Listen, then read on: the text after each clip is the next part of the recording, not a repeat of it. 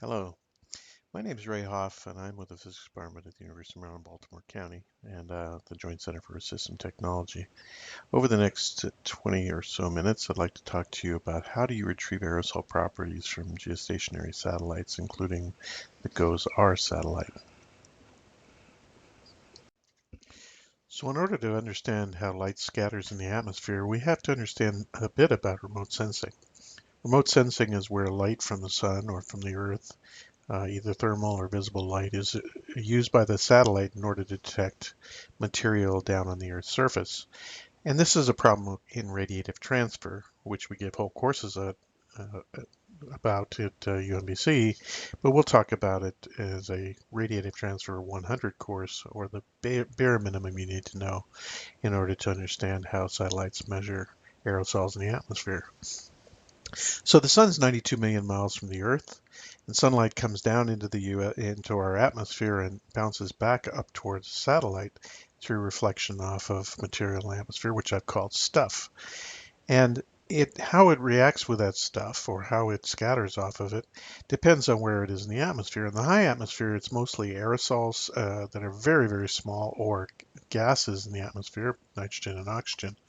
And their scattering is shown by this phase diagram on the left-hand side, which is an indication of how much does the light scatter in the forward, backwards, and sidewards directions. And as you can see from the scattering particle in this diagram, it scatters equally in the forward direction as it does in the backwards direction, a little bit less in the sidewards direction because of polarization effects due to molecules. And this is called Rayleigh scattering. When you get down to the lower atmosphere and you bump into larger particles, clouds, and aerosols that are made by man, the stuff has a different scattering behavior. Most of the light actually scatters in the forward direction, and very little of it scatters in the backwards direction. So you can see this when you look at the sun on a hazy day and see the glow around the sun as there's a lot of aerosols in the atmosphere. So most of the scattering from the sun actually goes downwards towards the Earth's surface and not back out into space for the satellite. It'll continue down until it hits the Earth's surface, and we've drawn an idealized Earth's surface here, which has got hills and perhaps some water, and the light scatters in all directions. The scattering back up to the satellite doesn't happen at the same angle that it hits the surface, so there's two angles involved. One is the angle to the sun, and the other is the angle to the satellite. And those two angles give rise to a bidirectional reflectance, and I'll be talking a little bit in this presentation about the bidirectional reflectance function and how it behaves. But as the light scatters back off the surface and goes up to the satellite, then it goes back through our stuff in the atmosphere, and then the forward direction scattering is different than it is in the downwards direction.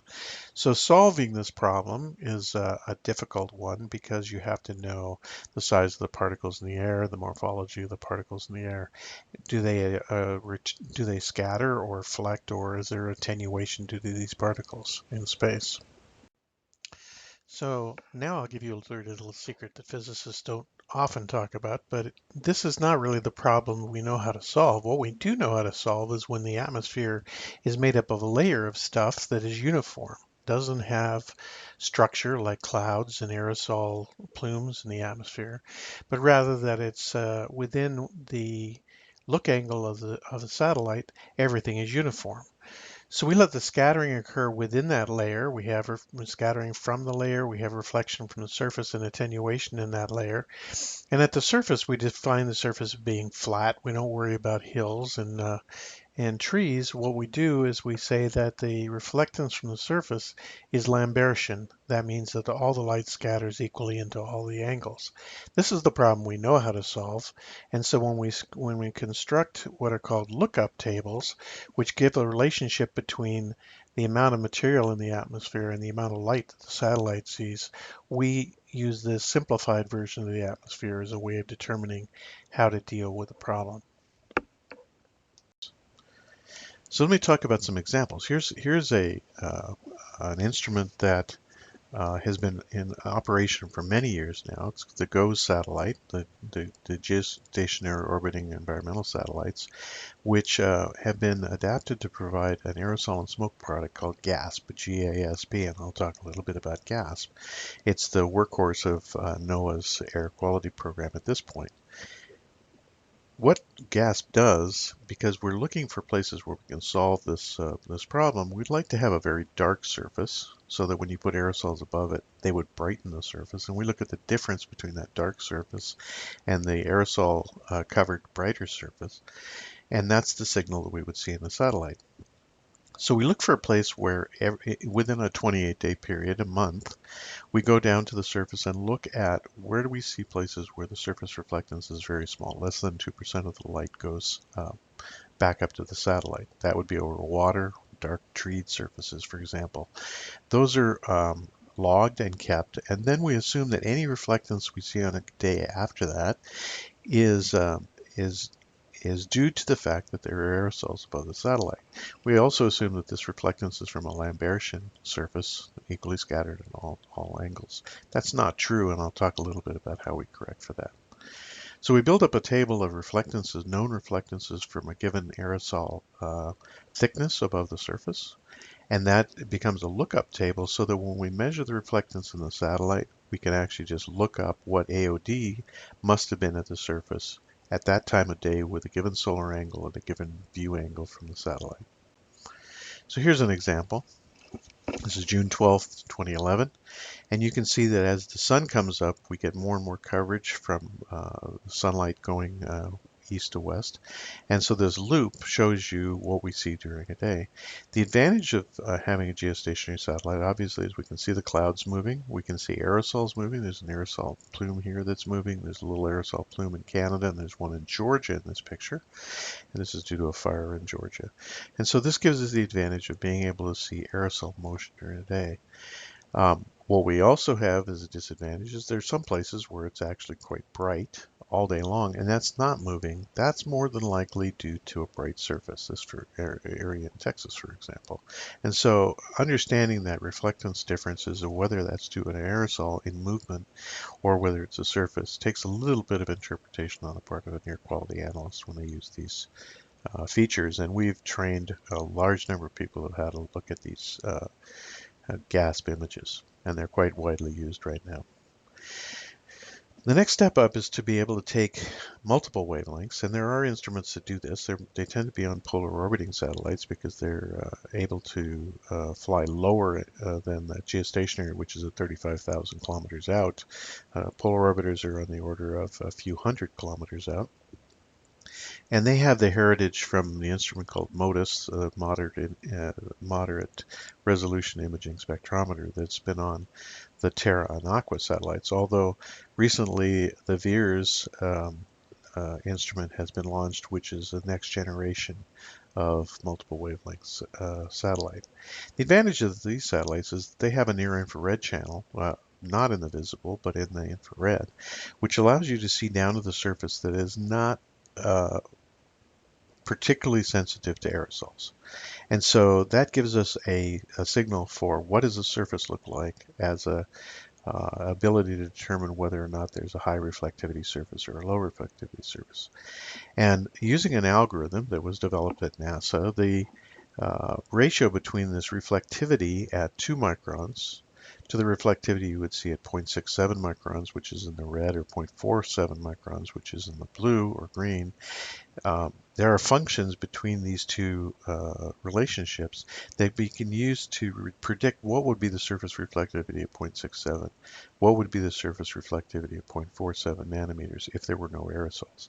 And so now we have the surface reflectivity. We look for the reflectivity of the satellite in these two channels, which is greater than that, and that becomes a signal which tells us that there's aerosols aloft. And if you're very interested, there's a link here that shows where you can go to find the algorithm and how this algorithm.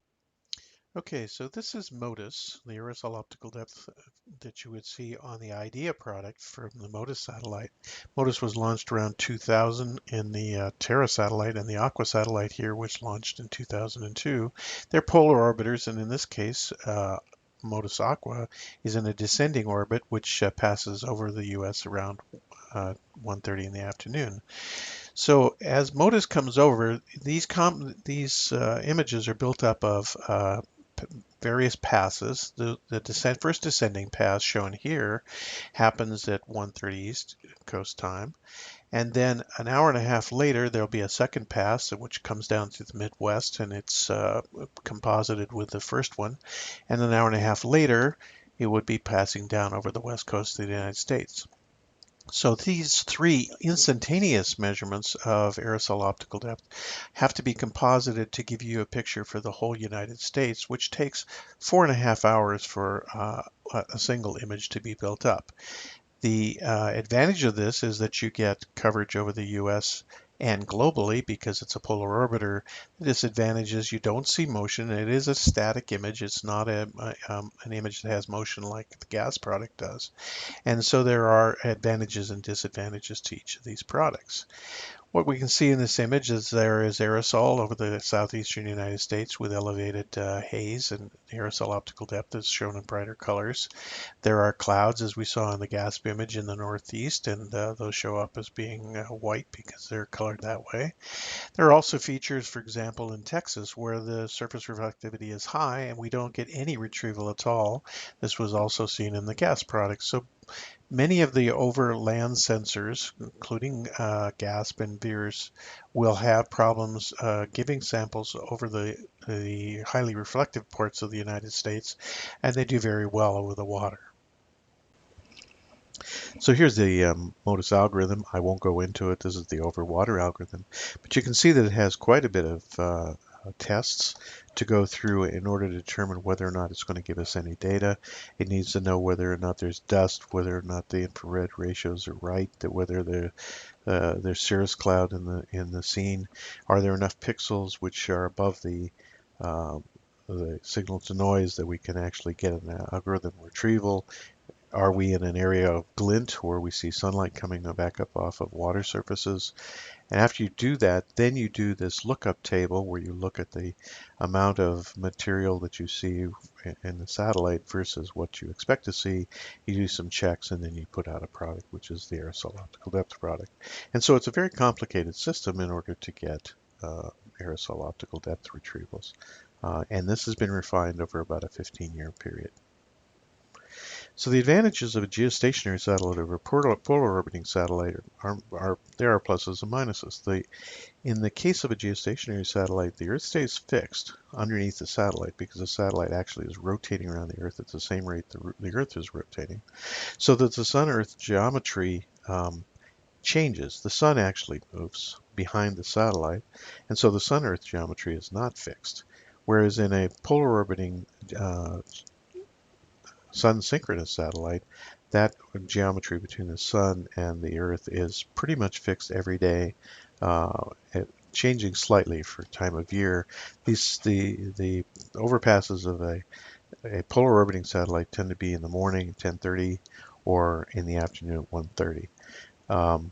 You can put a smaller telescope on a polar orbiting satellite because it flies much lower. It's flying several hundred kilometers instead of 35,000 kilometers. So you get a high signal to noise with these instruments and you get a better signal. But the advantages of having the Earth stay fixed underneath you and having multiple retrievals during the day is the real advantage of a geostationary satellite. The problem with the GOES 1 to 15 satellites is they only have one visible channel. So this is a limitation in our ability to do these multiple wavelength retrievals. You need to have a 28-day period where you can find a dark pixel, and sometimes that is a problem in the fall when the trees start to change color, and I'll talk about that in a minute. It does give you a dynamical view of haze, and the glint, if it comes over water, will be there at some times of the day, but not all day long. You have glint issues with a polar orbiting satellite, and you cannot get rid of those for certain times of the year. There's also one view a day at a given site, but you do get global coverage from polar orbiting satellites. So from NASA's perspective, where they want to deal with global issues, it's very attractive to have a polar orbiting satellite rather than a geostationary. Obviously, the instruments are complementary. So let's go back to the physics. So in the GOES satellite, we have this single channel. It's actually quite broad. If you look at the spectrum between 500 nanometers and 900 nanometers, the satellite actually has a wavelength opening of the filters, which is quite broad, 300, almost 300 nanometers. And if you see at the bottom, these are the colors that are covered by those wavelengths. It goes from green to red. So it's all colors of the visible spectrum in that one single channel retrieval. So it's not wavelength specific. And the difficulty with a single channel retrieval on the GOES 11 or 12 or 13 satellites is that the wavelength bands that were covered were too broad and picked up reflectances from vegetation. Shown here is the vegetation reflectance up to 40% reflectance above 700 nanometers. And this is due to the fact that chlorophyll will reflect, absorbs in the green and in the red region because that's where the energy goes into plants. Gives a slightly higher green reflectance at 560 nanometers. That's why trees look green. And if your eyes were infrared eyes, we would see that the trees would look actually very red because in the infrared, uh, trees reflect almost 40% of the light. They don't need the energy to form chlorophyll, so they reflect light back to space. The difficulty for the GOES satellite is that these wavelengths were actually open to the satellite. So then in the autumn, as the trees started to turn brown and then red, which took their reflectance into this direction and pushed it into the infrared, we would get a very bright surface that was seen over treed surfaces in the fall. And this is something that shows up in the GOES retrieval repeatedly every fall. It is what we have to live with the GOES satellite. Now, in the GOES 15 satellite, the newer versions, they have narrowed the bandpass down to cut off much of that reflectance that are coming from trees in the fall by narrowing to 700 nanometers. But it is still quite a broad feature to look at.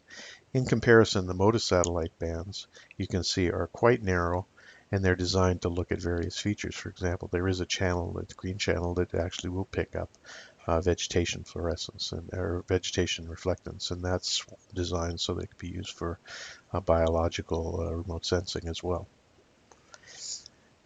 The other feature that I talked about was the bidirectional reflectance function of the surface. The surface doesn't scatter equally in all directions. In fact, it has a very strong reflectance directly in the backscatter direction. So as the sun comes behind the satellite, we see a reflectance that spikes up. Now, we can measure this, and this has been measured by a number of people, and we can model it. And by modeling these features in the blue, the green, and the red wavelengths, we can predict how much reflectivity we'll have from the surface for given view angles of the sun and the satellite.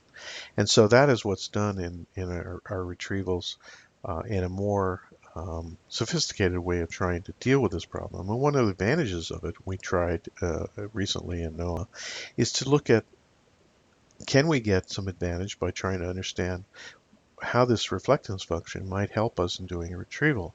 We have two satellites up there. We have one in the east at 75 degrees latitude west and one at 135 degrees latitude west. Both of them are looking at the same pixel surface in a large portion of the United States where we have high reflectivity. And so the question is, does this give us the ability to do a combined retrieval from two satellites, which will better help us deal with this problem of surface reflectivity? So remember, when the sun goes over in the morning, in the east, you get this backscatter reflection to the satellite, which the surface will look quite bright, but the aerosols, because it's in the backwards direction, will look quite dark. And so GOES East is at a disadvantage to see aerosols in the morning, but the GOES West satellite sees that as scattering from aerosols in the forward direction, and so that's an advantage. And vice versa, in the afternoon, GOES West will be able to see less of the aerosols and higher surface reflectance, whereas GOES East will see more aerosols. So can we put these two together in an algorithm which will help us get a better coverage during the day? So we tried this over a really bright surface. This is Railroad Valley, Nevada. Obviously a very bright surface because there's even white sand in this field of view. This is an area that has an Aeronet site, which is a sun photometer that gives us a calibration. This is why we picked it. And in Railroad Valley, Nevada, in the work that we did, we saw that exactly as we expected. If you look at the lookup tables that you would have to generate for the surface reflectance, this is the surface reflectance on this side, going from 40% in the early morning to about 15% in the afternoon, that the signal we want to see for aerosol when we put aerosols above it is the difference between this signal and the signal at various aerosol layers. So in the afternoon with goes east, we get pretty good sensitivity to aerosols. But in the morning we have almost no sensitivity to aerosols. Whereas if we look at goes west, the opposite happens. We have very good sensitivity to aerosols in the morning and poorer sensitivity in the afternoon. And so we end up we get a better retrieval over these regions by combining these two satellites in this retrieval, and we get more data by doing it. This is one option that we have for the newer satellites where we can combine satellites from two view angles. The other point is that you have to remember that in the gas algorithm, we don't try to even retrieve reflectivities if they're above 15% surface reflectance. And so for much of the day, both in goes east and goes west, we would never try to do a retrieval over Railroad Valley, Nevada. And so if there were fires in California that were blowing over Nevada, we would never see them. There are other algorithms that are important. They run on other satellites. For example, the Deep Blue algorithm uses the 450 nanometer channel on MODIS. The OMI instrument, the ozone monitoring instrument, uses ultraviolet channels. And there's an algorithm called MIAC, which is some of our co-authors have worked on, which actually looks at the change in the motion of the aerosol rather than the changes in the surface reflectance, which are on the order of days to months. The motion of the aerosols is in minutes. And using this difference in time scale, they were able to get an algorithm which better detects aerosol. But I won't have time to go into that in this little short tutorial. So in the next tutorial, we're going to talk about GOES-R. And GOES-R is the next version of satellites that's going to be launched into a geostationary orbit. It's going to be transformational because the instrument on GOES-R is a multi-wavelength instrument instead of single channel. There are channels at 0.4567 and 2.1 microns like MODIS. So it's going to be a very much like a MODIS-like instrument in a geostationary orbit. This is going to be the best of the both worlds because we will now have precision retrievals of AOD, but we'll also have a dynamic refresh cycle on the satellite that can be as fast as 5 minutes. So we'll talk about that in the GOES-R tutorial. So the conclusion for this short physics tutorial is the algorithm you need to use depends on where you are, whether you're over a vegetated surface or a desert. What are the satellite viewing angles? Do you need daily coverage or do you need near real-time coverage? Are you looking at elevated aerosols or sulfates? So you really need to know the algorithm strengths and weaknesses when you try to decide which instrument you want to use for air quality.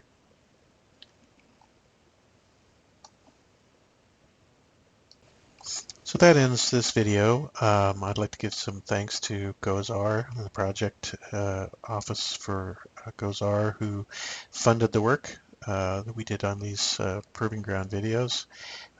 Particularly want to thank Shobha Gunta and her group at NESDIS who helped provide some of the data for the proving ground. Again, I'm Ray Hoff from UMBC, and Amy Huff will lead you through the other two videos in this series. These series are also will be available on YouTube.